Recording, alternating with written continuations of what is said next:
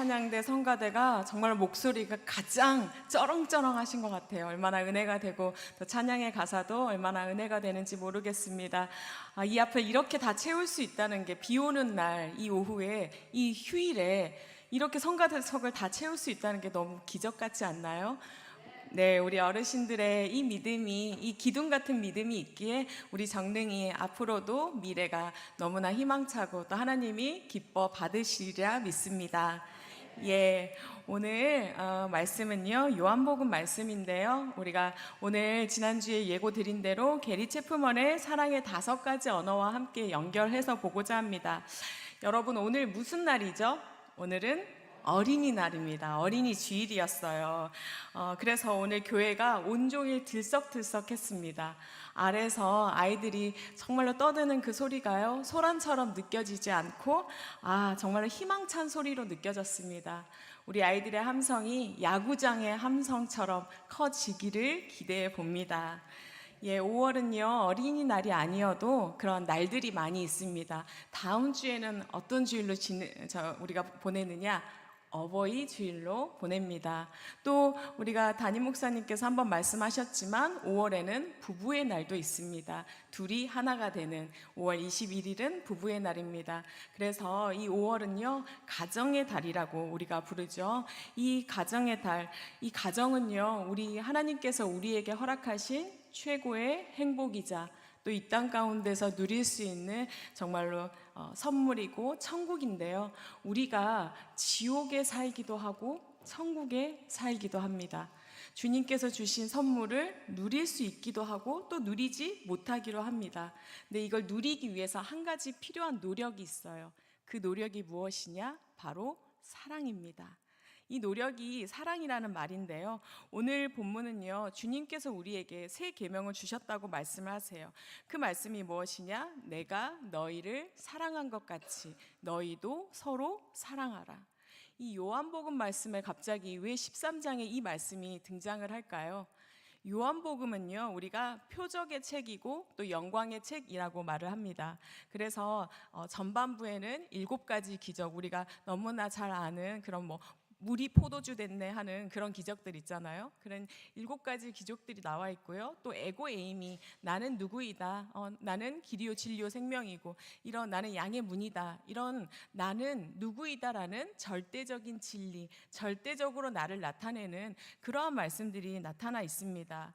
그 이후에는요 이 표적을 듣고 보고 경험한 자가 내가 이제 진짜 주님의 제자가 되어 살아야 가야겠다 다짐하는 그들에게 이 구원의 이치와 십자가 고난의 영광을 보여줍니다. 그것에 대해서 말씀하시는데요, 이 13장이 바로 그 영광의 시작이라고 볼 수 있습니다. 근데 주님은요 이 13장을 어떻게 시작을 하냐면 우리가 오늘 보지는 않았지만 앞에서 그렇게 유명한 우리 제자들의 발을 씻어주시는 그러한 장면이 나옵니다.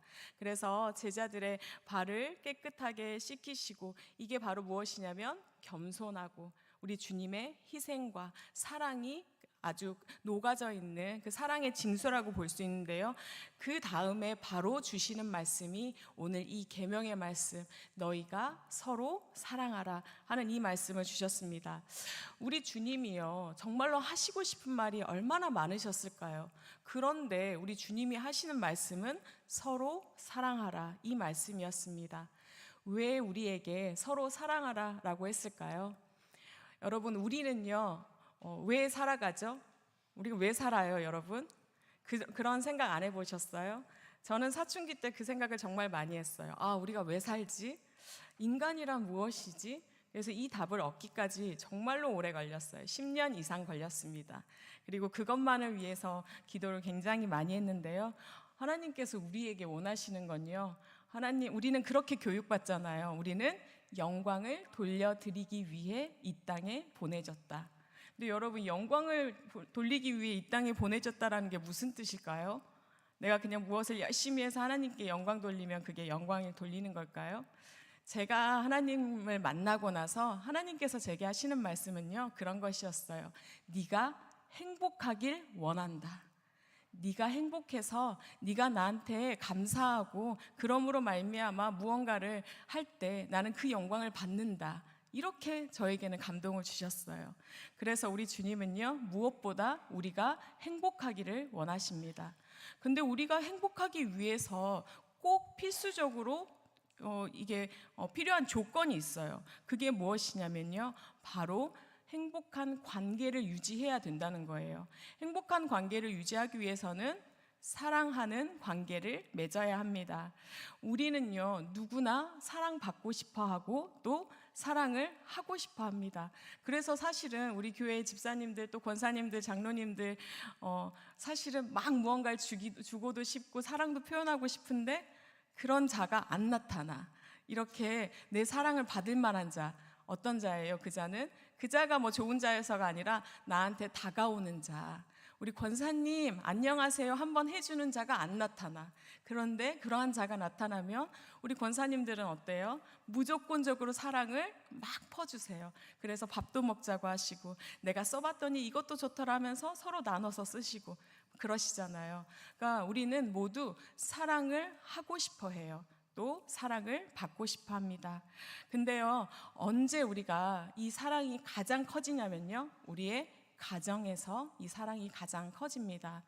우리가 자녀 너무나 사랑하죠. 근데 우리 자녀가 우리 부모님이 이렇게 많이 사랑하는지 알까요? 특별히 성장하는 동안에는 그 사랑을 얼마만큼 깨달을까요? 아마 우리 아이들이 우리 엄마는, 우리 아빠는 나를 진짜 사랑하지, 나는 진짜 이 세상에 사랑받는 존재야, 이렇게 하는 아이들이 있을까요? 우리 엄마는 오늘도 나한테 글렀다고 했지, 우리 엄마는 오늘도 너는 안 된다고 학원도 다닐 필요도 없다고 했지, 이렇게 아이들은 받아들이는 경우가 많이 있습니다. 사실은 부모님들이 사랑해서 속상해서 하는 것인데 아이들은 그렇게 받지 않아요. 그 사랑을 알지 못하는 경우가 굉장히 많이 있습니다. 또 우리 부부 사이에는 어때요? 여러분 매 순간순간 내 아내에게, 내 남편에게 사랑받고 있음을 느끼나요? 아마도 사랑 없음에 서운해하고 또 가끔씩은 아주 오만정이 다 떨어지는 그러한 경험을 할 때도 분명히 있으실 것입니다. 또 아마 이런 고백도 해보셨을 수 있어요. 이 세상에서 제일 안 맞는 사람이 한 명 있는데 내 남편이라고. 그런 고백을 해보신 적이 분명히 있으실 거예요.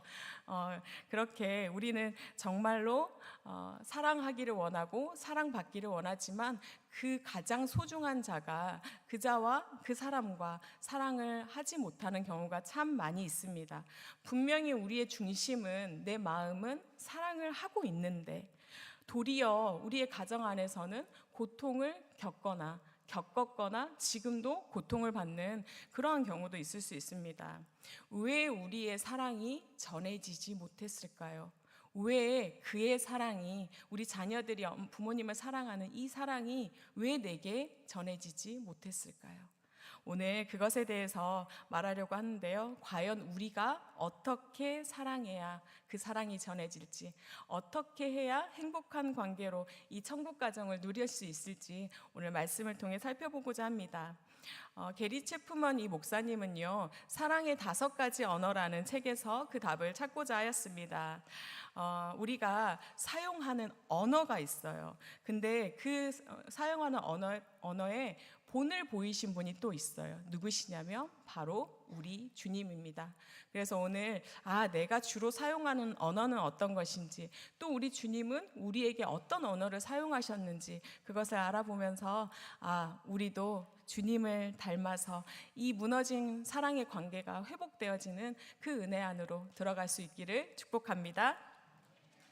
네, 이 게리 체프먼 목사님의 이 책에 대해서 잠깐 소개를 하자면요, 이 책은 초판이 출판된 이후로 130주 동안 베스트셀러에 올랐습니다. 130주라고 하면 1년에 52주니까요 거의 3년 가까이 베스트셀러에 올랐습니다. 또 영어판으로만 1000만 부 이상 팔렸습니다. 그리고 40개국의 언어로 출판이 되었습니다. 이 목사님은요, 현재 살아계세요. 38년생이시고 86세세요. 지금 살아계시고요. 이분은 무디 성경학교에서 공부를 하셨고요. 아주 똑똑하신 분이었어요. 휘튼 대학이라는 곳에서 문학사 학위를 받으셨고요. 또 웨이크 포레스트 대학이라는 곳에서 인류학 석사 학위를 받았습니다. 또 사우스 웨스턴 침례신학교에서 종교교육 석사, 박사 학위를 받았습니다. 그렇지만은 목사님으로 활동하시기보다는 관계 전문가로 활동하신 그러한 분이셨습니다. 그런데 그분이요, 강연할 때마다 하신 말씀이 있었어요. 뭐냐면 사랑보다 중요한 것은 없다. 이렇게 말씀을 하셨습니다. 여러분, 사랑받고 하는 것보다 받는 것보다 중요한 것은 없다. 동의하세요? 네, 아멘. 그럼 내가 사랑받고 있다고 언제 느끼세요? 내가 사랑받고 있어. 제가 며칠 전에 우리 서승원 전도사님과 이야기를 할 기회가 있었는데요. 우리 전도사님 지금 신혼이잖아요. 그런데 이 결혼 전에 연애할 때 부천에서 이곳까지 거의 매일 새벽까지 이렇게 데이트하고 왔다 갔다 해야 되잖아요. 근데 매일 같이 왔다 갔다 했대요. 여러분 같으면, 여러분이 여자였으면, 장 집사님이었으면 감동을 받았을까요? 안 받았을까요? 네, 사랑받았다고 느꼈기 때문에 열매가 맺혀진 거겠죠. 그래서 결혼할 수 있었던 걸 거예요. 그러니까 사랑에는 이렇게 부지런함도 필요하고 정성도 참 필요해요. 또 우리 여자분들은 공감하실 텐데요. 어떨 때 사랑받고 있다고 느껴요? 반짝이는 거, 드는 거, 씻는 거, 이런 걸 받았을 때 조금 행복하고, 이 사람이 나를 사랑하구나 라고 느끼기도 합니다. 그런데요, 우리가 살면서 이렇게 만약에 아직 우리 서승원 전도사님이 결혼을 안 했으면 한 10년 동안 결혼을 안 해줘. 근데 막 쫓아다녀요. 근데 매일매일 이렇게 왔다 갔다 할 수 있을까요? 저는 없으리라 생각합니다. 그리고 또 우리가 정말로 초능력자가 되지 않는 한 좋은 것, 반짝이는 것, 이런 걸 매번 사줄 수는 없습니다. 우리는 평범한 소시민이기 때문입니다. 그렇다면 그렇지 못한다고 해서 우리의 사랑이 변한 걸까요? 우리 서승원 전도사의 사랑이, 또 우리 남편의, 우리 아내의 사랑이, 우리 자녀의 사랑이 소멸되고 없어진 걸까요? 분명히 사랑은 그대로 있습니다. 그런데요, 이 게리 체프만 목사님은 이렇게 말해요. 사랑의 언어가 변했다. 사랑이 변한 게 아니라 사랑의 언어가 변했다라고 이야기를 합니다. 그런데 많은 사람들이요, 이렇게 사랑의 언어가 변한 것을 받아들이고 수용하고 소통하고자 하지 않아요. 그리고 어떻게 이야기를 하냐면요, 사람이 변했다고, 그 사람이 아니라고, 그 사람이 결혼하려고 나한테 사기쳤다고, 그렇게 이야기를 하면서 점점 마음의 문을 닫고 포기를 하고 사랑을 하고 또 사랑을 받는 이 관계가 완전히 단절되고 맙니다. 이러한 일들을 많이 우리가 겪어가는데요. 그래서 요즘 참 이혼도 많죠. 예, 그런 일들이 많이 발생을 합니다. 근데요, 우리가 참 이상하게 이것은 개인의 하나의 문제가 아니라 우리가 가정에서 이렇게 부부간에 이 사랑을 포기하는 순간 발생하는 것이 있습니다. 무엇이냐면 자녀와 사랑하는 관계도 포기하는 것과 같다는 것입니다. 우리가요, 자녀에게 사랑을 주고 사랑을 받는 것, 이것이요, 우리 남편과 어떻게, 내 아내와 어떻게 사랑을 주고 받느냐에 따라서 자녀에게도 그대로 영향을 미친다는 것, 이것을 기억해야 합니다.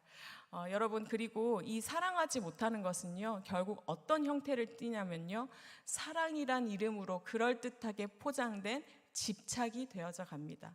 그래서 우리 이렇게 예전에 어른들 보면 시어머니한테 너무 구박을 받으면 어떻게 돼요? 아들한테 집착을 해요. 내 자식에게. 그래서 남편은 시어머니 줘버리고, 시어머니 거 하라고 줘버리고, 내가 낳은 내 자녀에게 집착을 하고 그 아이를 내 마음대로 내 남편처럼 하고 살아가는 경우가 옛날엔 참 많이 있었습니다. 물론 지금은 시대가 변해서 우리 권사님들, 집사님들, 우리 장로님들은 그러지 않으시겠지만 예전에 그랬다는 이야기입니다. 그래서요, 이게 그 사랑을 주고받는 관계를 포기하는 순간 집착만 남고 우리는 이렇게 원활한 관계, 또 행복을 이루는 그런 관계가 다 깨어지게 됩니다. 여러분, 지금 사랑을 주고 또 사랑을 받는 그러한 관계 속에 계신가요? 아멘, 아멘. 네, 여러분 그러면 우리가 어떻게 사랑하고 어떻게 받아야지, 어떻게 이렇게 소통해야 할까요? 어떻게 소통해야 이 사랑이 전해지고 그의 사랑을 내가 받을 수 있는 걸까요? 사랑의 수많은 모습이 있는데요. 이 게리 첼프먼 박사님은 언어는 딱 5가지다라고 이야기를 해요. 첫 번째 사랑의 언어는 바로 말입니다. 그런데 말 중에서도요, 어떠한 말이냐면요, 인정하는 말, 그 사람의 존재를 인정하는 말, 그 사람의 존재를 인정하는데요, 우리가 어떻게 말을 하냐면요, 온유하게, 따뜻하게 말을 해야 돼요. 근데 우리가 말이라는 것은요, 입에서 나온 것만 말은 아니에요. 우리의 행동 또한 말입니다. 그래서 우리가 보내는 눈빛, 또 우리의 손짓, 이런 것들이, 표정 같은 것들이 다 우리가 보내는 말이라는 거예요. 그러니까 어떤 분들이 그런 말을 해요. 제가 예전에 상담을 하면 이제 신혼부부들이 그런 것들을 많이 하는데요. 나는 화를 안 내는 사람이라고, 다 참고 그런다고. 근데 맨날 싸워요.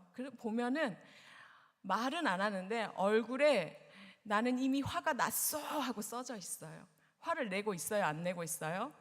내고 있어요. 그는 말을 하고 있는 거예요. 말을 하고 내가 지금 화가 났음을 모두 표현을 하고 있는 거예요. 근데 우리는 어떤 존재예요? 우리가 아주 많이 부르는 찬양이 있습니다. 당신은 사랑받기 위해 태어난 사람. 네, 그리고 당신이 이 세상에 존재함으로 인해 우리에게 얼마나 큰 기쁨이 되는지. 우리는 당신이 있어서, 내가 있어서 당신에게, 당신이 있어서 나에게 이렇게 기쁨이 되는 존재들입니다. 그런데요, 우리 주님도 이렇게 인정하는 말을 쓰고 있다는 거 혹시 아시나요? 우리 주님이 우리 부를 때 뭐라고 불러요, 여러분? 우리 주님이 뭐라고, 우리 앞에 김영창 권사님 계시는데, 권사님, 우리 주님이 권사님 부를 때 뭐라고 부르세요? 죄인 영찬아 이리 나오거라 이렇게 해요? 안 하죠. 사랑하는 내 딸 영찬아 이렇게 부르세요. 우리 주님은요, 죄인 누구야 이리 와 이러지 않으시고 인정하는 말로, 사랑하는 내 자녀야 이리 나오라, 나와 사귀자, 이렇게 초청을 해주십니다. 우리의 존재를 향해 그리고 인정해 주시는 말씀이 있어요. 우리가 히브리서 말씀인데요, 화면 보시고 함께 보시겠습니다. 주님께서는 그를 잠시 동안 천사들보다 못하게 하셨으나 영광과 존귀와 면류관을 그에게 씌워 주셨으니, 이 말씀이 시편에도 나와 있는데요, 시편에서 보면 우리 하나님보다 조금 못하게 여기셨다라고 되어 있어요. 그러니까 주님은요, 자신보다 우리를 조금 덜한 존재로 여기시고, 그리고 영광과 존귀의 관을 우리에게 씌워 주셨대요. 우리를 그렇게도 사랑스럽게 보고 계세요. 여러분 너무 행복하지 않으세요? 이렇게 여러분을 인정하고 계세요. 여러분이 그렇게 아름다운 자래요. 또 주님은 우리에게요, 격려하는 말씀을 해주세요. 뭐라고 하시냐면요, 이사야 41장 10절 우리 함께 읽어볼까요? 이사야 41장 10절입니다. 내가 너와 함께 있으니 두려워하지 말아라. 내가 너의 하나님이니 떨지 말아라. 내가 너를 강하게 하겠다. 내가 너를 도와주고 내 승리의 오른팔로 너를 붙들어 주겠다. 아멘. 얼마나 격려가 되는 말씀이에요. 듣기만 해도 힘이 나죠. 또 우리 주님은 소망의 말씀으로 우리를 늘 일으켜 세우세요. 우리 예레미야 말씀 한번 이것도 같이 한번 우리 고백해 볼까요? 나 주가 먼 곳으로부터 와서 이스라엘에게 나타나 주었다. 나는 영원한 사랑으로 너를 사랑하였고 한결같은 사랑을 너에게 베푼다. 아멘. 우리 주님은요, 그것 외에도 뭐 돌이키기만 하면 내가 용서를 해버리고 말겠다고, 기어코 용서를 해주시겠다고, 내가 너를 절대로 목마르지 않겠다고, 우리 주님은요 그렇게 우리에게 소망의 말씀을 주십니다.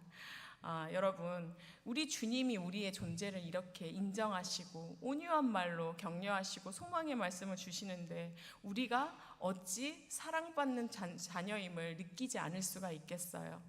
우리가 그렇게 인정하는 말로 우리 상대방을 이야기할 때 우리의 상대방도 하나님의 그 사랑을 우리가 누렸듯이 그 사랑을 누리고 또 세워지는 그 은혜를 누리게 되리라 믿습니다. 네, 이 사랑의 또 두 번째 언어가 있는데요. 그게 뭐냐면요, 함께하는 시간입니다. 함께하는 시간. 이 시간은요, 사실 전적으로 상대방에게 집중을 하는 그러한 시간입니다. 여러분, 요즘 가족들과 얼마나 함께 시간 보내세요?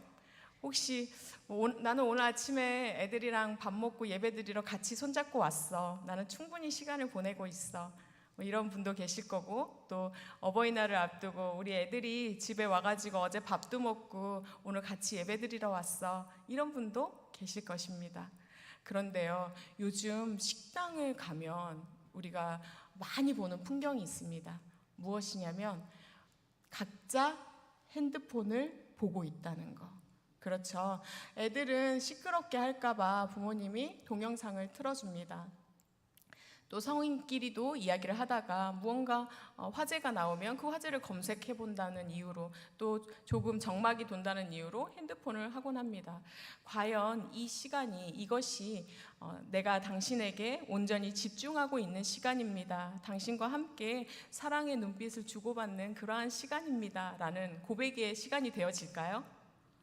네, 우리는 서운함을 느껴요. 그럴 때 서운함을 느낍니다. 자녀들이 집에 놀러 왔는데 자녀들이 몸만 집에 있지 영혼은 핸드폰 안에 있는데, 그럴 때 어때요? 함께 있음을 느끼지 못합니다. 반대로 우리가 몸은 떨어져 있지만 함께 같이 있음을 느끼는 경우가 많이 있는데요. 사실 저희 집은 이제 저희가 아직 결혼을 하지 않았기 때문에 부모님과 시간을 좀 많이 보내는 편입니다. 물론 물리적인 거리가 있기 때문에 전화 통화를 굉장히 많이 하는 편입니다. 기본적으로 출근 시간 1시간 전화 통화를 합니다. 그리고 퇴근 시간 1시간을 통화를 합니다. 여러분, 며칠에 한 번일까요? 매일 합니다. 네, 매일 해요. 그래서 매일 저희 아버지께서 시간 딱 되면 전화하세요. 그리고 요즘은, 예전에는 동생이랑 같은 교회에서 사역을 했기 때문에 같이 통화를 했지만 지금은 나뉘어서 끊고 또 동생한테 전화하고, 아주 아침에 저희 부모님이 바쁘세요. 근데 이것이요, 사실은 그냥 되어진 것일까요? 그렇지 않아요, 여러분. 훈련입니다. 포기하지 않고 훈련하는 것, 분명히 그 시간이 불편할 수도 있어요. 그런데 나의 그런 수고와 또 나의 인내와 이런 것들, 서로의 수고와 인내가 들어가야 우리는 관계가 형성이 될 수 있고 결국은 이렇게 긴밀한 시간을 보낼 수 있습니다. 여러분, 오랜만에 만난 친구와 이야기를 많이 나눌 게 있나요? 별로 없어요. 그냥 옆집 사는 사람이라도 맨날 얼굴 보고 이야기하는 사람이 만나면 할 이야기가 많듯이 부모와 자녀도 마찬가지입니다. 자주 연락을 하고 자주 통화를 하는 것보다 더 우리가 밀접하게 그 관계를 유지하는 것은 없습니다. 어쩌다 우리가, 물론 선물도 중요해요. 용돈 드리는 것도 중요해요. 그 진짜 중요하죠. 그렇지만 그것만큼 연락하고 이런 것도 중요합니다. 그런 훈련 속에서 우리 관계가 형성이 되는데요. 우리 주님도 우리에게 이 함께하는 시간을 사랑의 언어로 사용하셨습니다. 우리 시편 말씀을 보면요, 주님은 주님을 부르는 모든 사람에게 가까이 계시고 진심으로 부르는 모든 사람에게 가까이 계신다. 또 이사야 말씀 43장 한번 같이 고백해 볼까요? 내가 물 가운데로 건너갈 때 내가 너와 함께하고 내가 강을 건널 때에도 물이 너를 침몰시키지 못할 것이다. 내가 불 속을 걸어가도 그을리지 않을 것이며 불꽃이 너를 태우지 못할 것이다. 아멘. 여러분, 너무 행복하지 않아요? 주님께서 이렇게 계속 함께 계신대요. 네가 어디에 있든지 어디를 가든지 강을 건널 때에도 그때에도 함께 계셔 주실 것이라고. 우리 주님도 우리와 이렇게 함께 하시는 하나님이십니다. 우리가 기도할 때도 함께 하시고요, 언제든지 함께 하시는 그 하나님, 모든 순간에 함께 하시는 그 하나님께서 이 시간을 자신의 언어로 사용하셨습니다. 우리의 삶 가운데에서도요, 우리 가정에 내 사랑하는 자들이 우선순위가 되어서 시간을 나눌 때 우리 가정이 세워지는 그 은혜를 또한 더하시리라 믿습니다. 네, 사랑의 세 번째 언어는 선물입니다. 예, 선물이에요. 선물이란 것은요, 어떤 고백이냐면요, 나는 당신을 기억합니다 라고 고백하는 것입니다. 여러분, 우리가 그 사람을 기억하지 않으면 생일날 커피 한 잔이라도 보낼 수 있나요? 우리 쿠폰 많이 보내잖아요. 커피 한 잔이라도 살 수 있나요? 못 사죠. 예, 그것처럼 선물은 당신을 기억하고 있음을 의미합니다. 액자처럼 그렇게 소중하게 내 가슴판에 새겨서 당신을 기억하고 있습니다. 이것을 의미하는데요. 또 이 선물은 하고 싶다고 해서 그냥 짠 하고 할 수 있는 게 아니에요. 단계가 필요해요. 뭐죠? 첫 번째는 준비하는 거예요. 근데 준비할 때 우리가 생각해 보면 여러분 분명히 존경하는 목사님 넥타이 이런 거 선물 많이 해보셨을 거예요. 저는 청년 때 그 목사님들 타이를 참 많이 선물해 봤거든요. 근데 정말로 고민을 많이 해요. 아, 키는, 풍채는, 분위기는 어떻지? 아, 앞에 단에 쓰셔야 되니까 너무 화려하면 또 안 되지. 여러 가지 것을 생각해요. 또 보니까 평소에 그는 어떤 색은 하지 않았더라. 이런 생각도 하고요. 이게 무슨 말이에요? 그 사람에 대해 주의 깊게 보고 주의 깊게 기억을 해야 선물은 할 수가 있습니다. 또 우리가 선물을 사고 포장하는 그 과정도 필요하죠. 전해줄 때도 우리가 옛다 이렇게 하지 않고 감사의 표현으로, 사랑의 표현으로 전달을 합니다. 그래서 이 선물은요, 모든 과정에 사랑이 담긴 그러한 고백이라고 할 수 있습니다. 우리가요, 우리 하나님 하면 떠오르는 게 있어요. 무엇일까요? 우리가 지금 선물을 하고 있는데요, 우리 주님은 은혜의 선물을 우리에게 무한정으로 주시는 그러한 분입니다. 값없이 거저 주셨어요. 수많은 선물을 우리가 받아서 누렸습니다. 이 선물을 주시기를 기뻐하시는 분이 바로 우리 주님입니다. 또 우리 주님은요, 가장 좋은 것을 주세요. 주님한테 있는 것 중에 필요 없는 것이 아니라 가진 것 중에 가장 좋은 것, 특별히 나에게 가장 좋은 것, 또 나에게 꼭 필요한 것을 주시는 그러한 분입니다. 그래서요, 약하게는 이른 비와 늦은 비로 풍성함을 주셨고요, 또 크게는 독생자 우리 예수님을 보내주셨습니다. 또 그 이후에는요, 각종 좋은 은사와 선물들을 우리에게 주셨습니다. 여러분, 그 사랑을 우리가 받은 줄 믿습니다. 네, 주님은요, 끊임없이 모든 이들에게 차별 없이 거저 주시는 그런 주님입니다. 우리가 그런 선물을 할 수 있기를 축복합니다. 여러분, 받으려고 생각하지 않고 그 사람을 생각하는 그 온전한 사랑에서 값진 것으로 그 사람에게 필요한 것을 줄 때 그가 사랑을 느끼고 그 사랑 안에서 관계가 돈독해지는 것입니다. 네 번째 사랑의 언어는요, 봉사입니다. 지금 이 봉사라는 단어를 듣고 이렇게 생각하시는 분 있으실 거예요. 집에서 나만큼 하는 남자 있으면 나와보라 그래. 이런 생각 하시는 분 없으세요? 나는 집에 가면 진짜 설거지부터 시작해서 뭐 청소기도 돌리고 나는 다 해. 이런 분들이 분명히 계실 거예요. 근데요, 아내가 그걸 감사로 받아들이지 못할 때도 있어요. 왜냐면 나는 지금 오늘 당신과 데이트를 하고 싶은데 집에서 청소만 하고 있어요. 그리고 막 밤이 돼가. 여자 마음은 어떨 것 같아요? 초조하죠. 저 청소 언제 끝나나? 우리 나가야 되는데. 나 오늘 당신과 맛있는 거 먹고 싶은데. 뭐예요? 그의 사랑이 전달이 되지 않은 거죠. 그래서 이 봉사는요, 내가 하고 싶은 걸 하는 것이 아니라 상대방이 원하는 봉사를 해주는 것. 그것이 진정한 봉사라고 할 수 있습니다. 주님도 이 봉사의 언어를 사랑의 언어로 사용하셨는데요. 주님은 자신에게 찾아온 이들을 입히고 먹이고 섬기셨습니다. 우리 아까 보셨지만은 제자들의 발을 씻기셨고요. 또 부활 후에는 제자들을 위해 식사를 준비해 주셨습니다. 또 맹인의 눈을 뜨게도 하셨고요. 수많은 것들을 또 귀신을 쫓아내 주시기도 하고 그런 은혜를 우리에게 주시면서 섬김의 은혜를 우리에게 더하여 주셨습니다. 또 그 최고의 정점은 바로 십자가의 섬김이었습니다.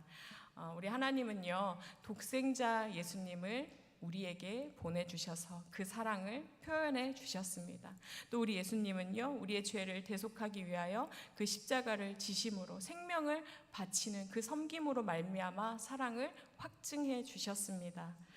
여러분, 그리고 나서 하신 말씀이요, 아버지께서 나를 사랑한 것 같이 나도 너희를 사랑하였으니 나의 사랑 안에 거하라. 그리고 하는 말씀이 내 계명은 곧 내가 너희를 사랑한 것 같이 너희도 서로 사랑하는 것이라고, 이렇게 말씀합니다. 얼마나 감사하지 않으신가요? 아멘. 예, 우리도 이 주님께서 섬기시는 그 사랑, 그 봉사의 사랑을 닮아가기를 원합니다. 네, 이제 마지막으로 5번째 이 사랑의 언어는요, 스킨십입니다. 스킨십. 이 스킨십은요, 가장 강력한 사랑의 언어입니다. 신체 접촉을 통해서 사랑을 표현하는 것인데요, 손을 잡고 또 어깨 동무도 하고 안아주기도 하고 또 입도 맞추면서 사랑을 느끼는 거죠. 근데 이 따뜻한 체온 자체가 바로 사랑이라는 그러한 것을 의미합니다. 우리 하나님도요, 스킨십의 언어를 사용하신 거 여러분 알고 계시나요? 여러분, 하나님께서 여러분 안아주시는 거 느끼세요? 못 느끼세요? 여러분, 주님의 임재를 느끼신다면 그때 바로 하나님께서 나를 안아주시는 것입니다. 저는요, 기도할 때면 뭐 저의 착각이겠지만 항상 그렇게 느껴요. 하나님께서 내 머리를 쓰다듬어 주고 계신다. 그리고 제가 슬플 때는 제 어깨를 안아주시면서 나보다 더 슬퍼하고 계신다. 그렇게 느껴요. 여러분, 이 쓰다듬어 주시는 이 느낌을 통해서 저는 어떤 걸 느끼냐면요, 그 만족함, 또 나를 받아들여 주시는 그 안전함, 치유함, 이 감사들을 느끼면서 우리 주님이 나를 정말로 사랑하시는구나 라고 느낍니다.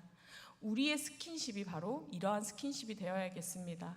그 안에 따뜻하게 위로할 수 있는 그 사랑, 또 나는 당신에게 안전한 존재입니다. 나는 당신의 지지자입니다. 그러한 따뜻함이 담긴 그러한 스킨십을 할 때 우리 내 사랑하는 이들이 정말로 그 사랑 안에서 세워지고 또 안정을 느끼고 그가 정말로 나를 사랑하는구나 깨달아가는 그 은혜를 누리게 될 것입니다.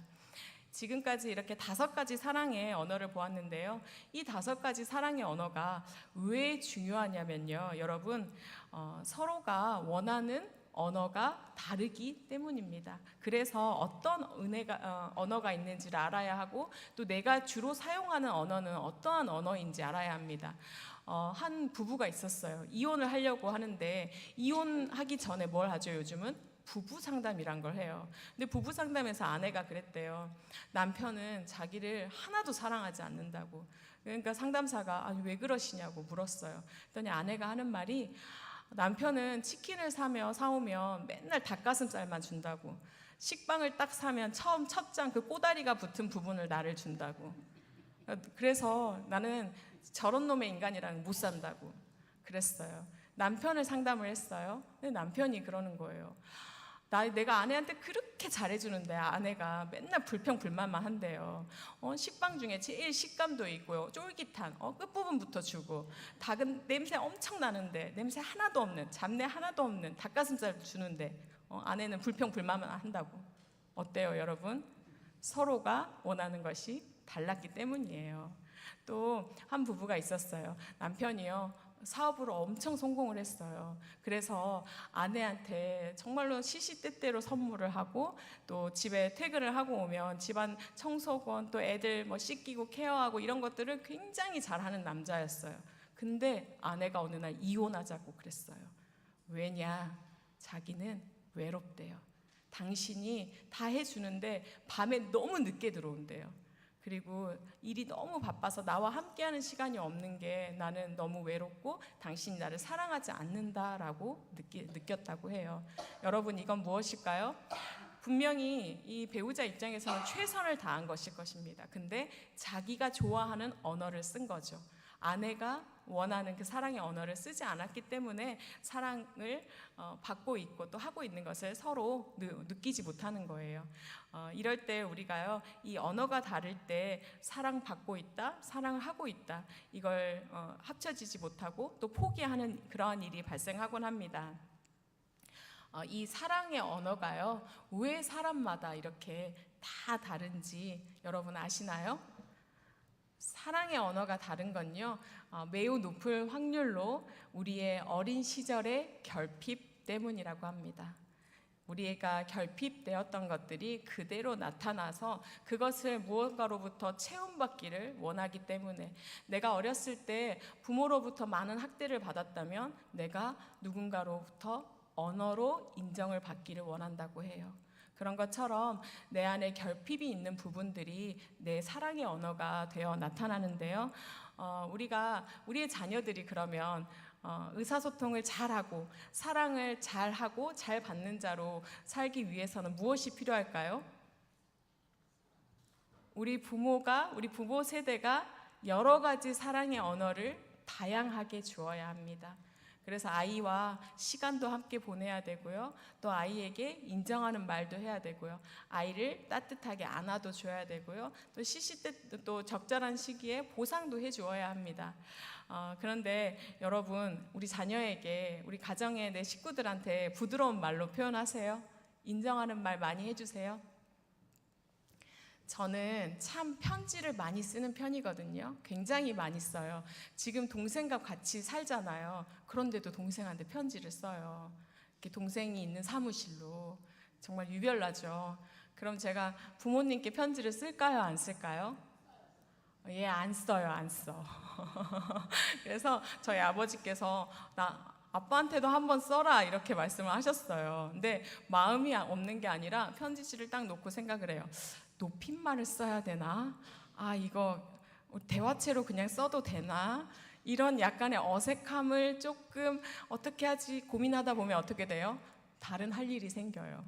근데 동생한테는 그냥 뭐 이 말 저 말, 이 말 했다 저 말 했다 아무 말이나 하고 그냥 말거든요. 우리는 그래요. 가까운 사람일수록 내가 사랑하지만 사랑을 표현하지 못하는 경우가 굉장히 많이 있습니다. 여러분, 여러분의 자녀에게 또 여러분의 부모님에게 여러분의 배우자에게 이 사랑한다고 말하는 것, 이것이야말로 정말로 사랑을 쌓아가는, 행복을 쌓아가는 건데요. 이렇게 표현할 때 우리의 통장에 행복이 또 사랑이 쌓인다고 해요. 그래서 우리가 조금 내 가정 식구들한테 서운할 때 그때 쌓아놨던 것을 조금씩 빼서 쓰는 거래요. 그래서 참을 수도 있고, 그래 사랑했지, 그래 사랑하지 하면서 하는 거래요. 여러분, 통장에 사랑의 잔고가 많이 쌓이기를 축복합니다. 예, 여러분, 그러면 나의 사랑의 언어는, 내가 좋아하는 사랑의 언어, 상대방에게 받고 싶은 사랑의 언어는 무엇일까요? 여러분, 지금 유인물 하나씩 받으셨을 거예요. 분홍색 페이지에 있는 유인물 보시면 앞뒤로 있는데요. 거기서 이제 질문이 뭐 A, B로 있는데 그 질문을 보시고 점수를 매겨서 그 아래에다가 이렇게 점수를 기록한 다음에 가장 높은 게 내 첫 번째 언어가 되는 것입니다. 제가 오늘은 시간이 없어서 그냥 유인물로 나눠 드렸어요. 해보시고 그 뒤에 노란 페이지는 그래서 내가 쓰는 언어에 대해서 무엇인지, A는 뭐 인정받는 말 뭐 이렇게 해가지고 그 결과에 대해서 나와 있어요. 집에 가서 짝꿍이랑 또는 내 자녀랑 해보시고, 그게 꼭 배우자가 아니어도 돼요. 내 자녀에게 받고 싶은 그런 언어일 수도 있거든요. 그리고 해보시고, 엄마는 선물 받을 때 행복하대, 엄마한테 선물 많이 해, 또는 엄마는 시간을 함께 보낼 때 엄마가 행복하대, 나한테 좀 관심 갖고 시간을 많이 써줘, 이렇게 표현하는 그러한 여러분이 되기를 축복합니다. 예, 여러분, 마지막으로요, 한 가지 말씀만 나누고 마치고자 합니다. 우리가 이렇게 내 언어가 무엇인지, 상대방이 좋아하는 언어가 무엇인지 깨닫고 또 소통한다고 해도 사랑하지 못하는 순간이 있습니다. 언제냐면요, 하나님으로부터 채움받지 못했을 때입니다. 또 내 언어가 무엇이든지, 그의 언어가 무엇이든지 간에 사랑할 수 있을 때가 있습니다. 언제냐면요, 우리 주님으로부터 충만한 사랑으로 채워져 있을 때입니다. 때문에 우리가 주님 안에서 늘 채움받기를, 충만함 가운데 있기를 기도해야겠습니다. 우리 주님이 얼마나 좋은 분이냐면요, 오늘 말씀도 보면 너희도 사랑하래잖아요. 먼저 내 사랑을 받으라. 내 사랑으로 채워지라. 그 사랑이 채워지면 너희도 사랑하라. 그래서 여러분 꼭 그 사랑을 간구하시기를 바랍니다. 포기하지 않고 사랑으로 충만해지기를. 하나님, 내가 그 사랑을 내 배우자에게, 내 아내에게, 내 자녀에게 체험받고 싶지 않습니다. 하나님, 내가 그들로부터 사랑을 받아서 채우려고 목마르고 싶지 않습니다. 나는 주님으로 채워지고 싶습니다. 나는 주님으로 만족하고 싶습니다. 그렇게 기도하며 고백하며 나아가는 그러한 우리가 되었으면 좋겠습니다. 예, 말씀 한 구절 마지막으로 고백하면서 마치도록 하겠습니다. 요한 1서 4장 말씀, 우리 이거는 개역 개정 옛날 성경으로 함께 고백하도록 하겠습니다. 사랑하는 자들아, 우리가 서로 사랑하자. 사랑은 하나님께 속한 것이니 사랑하지 아니하는 자는 하나님을 알지 못하나니 이는 하나님은 사랑이심이라. 사랑은 여기 있으니 우리가 하나님을 사랑한 것이 아니요 하나님이 우리를 사랑하사 우리 죄를 속하기 위하여 화목 제물로 그 아들을 보내셨음이라. 사랑하는 자들아, 하나님이 이같이 우리를 사랑하셨은즉 우리도 서로 사랑하는 것이 마땅하도다. 아멘. 서로 사랑하는 우리 모두가 되기를 축복합니다. 기도하겠습니다. 하나님, 감사합니다. 오늘도 우리를 주님의 사랑 가운데 초청하여 주시니 주님 감사합니다. 늘 사랑하기를 소원하고 바랬지만 늘 연약하여 넘어집니다. 늘 누군가의 상처가 되었고 늘 누군가의 가시가 되어 찔렀음을 주님이 아십니다. 주님, 이제는 가시가 되어주는 것이 아니라 가시를 감싸 안을 수 있는 우리가 되게 하여 주시옵소서. 주님, 상대방이 원하는 것을 채워줄 수 있는 자가 되기를 소원합니다. 주님, 그가 원하는 사랑을 아무 조건 없이 할 수 있는 그 사랑의 소유자가 되기를 소원합니다. 주님께서 우리에게 그렇게 사랑하셨듯이 우리가 그렇게 사랑하며 나아가기를 소원하오니 주님, 그 사랑 안에 머물게 하시고 그 사랑으로 승리하게 하여 주시옵소서. 우리의 가정을 아름답게 허락하여 주시니 감사합니다. 이 땅에서 누릴 수 있는 가장 큰 축복임을, 가장 큰 이 천국을 아버지 우리가 모두 누리게 하시고 또 이것으로 말미암아 주님께 영광 돌리는 인생이 되게 하여 주시옵소서. 모든 것에 감사하며 예수님 이름으로 기도합니다. 아멘.